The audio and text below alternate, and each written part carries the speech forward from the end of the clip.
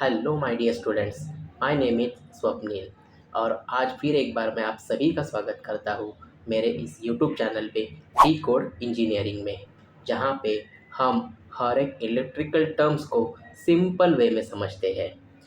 आज जो हम पढ़ने वाले हैं वो है लेंस लॉ। अभी ये लेंस लॉ कई सारे इलेक्ट्रिकल मशीन्स में यूज़ होता है।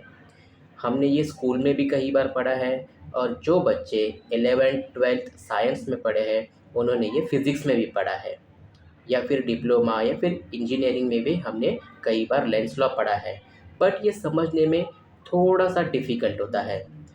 विदाउट वेस्टिंग टाइम हम यही हमारा लेंस लॉ का जो टॉपिक है वो सिंपल वे में समझने वाले हैं।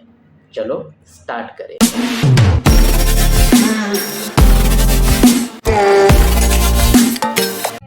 डियर स्टूडेंट्स, पहले हम लेंस लॉ का जो स्टैंडर्ड स्टेटमेंट है वो समझते हैं। Lenz law states that the direction of induced EMF और induced current is such that it always opposes the cause which produces it. नहीं समझे ना?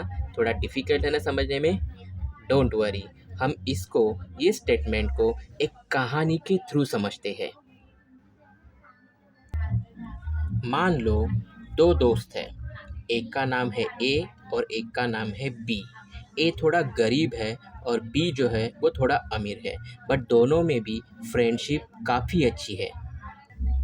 जो अमीर दोस्त है वो अपने गरीब दोस्त की कुछ पैसे या फिर कुछ आवश्यक चीज़ें देकर मदद करते रहता है। कुछ सालों के बाद जो गरीब दोस्त था उसका फाइनेंशियल बैकग्राउंड अच्छा बन जाता है, बट वो अपना जो दोस्त है जो कि उसे हर एक हाल में मदद किया करता था उसको वो निग्लेक्ट करते रहता है। उससे बातें न करना, उसको अवॉइड करना, ये सब वो करते रहता है, क्योंकि वो भूल गया है कि उसके दोस्त ने उसकी काफ़ी हद तक मदद की थी।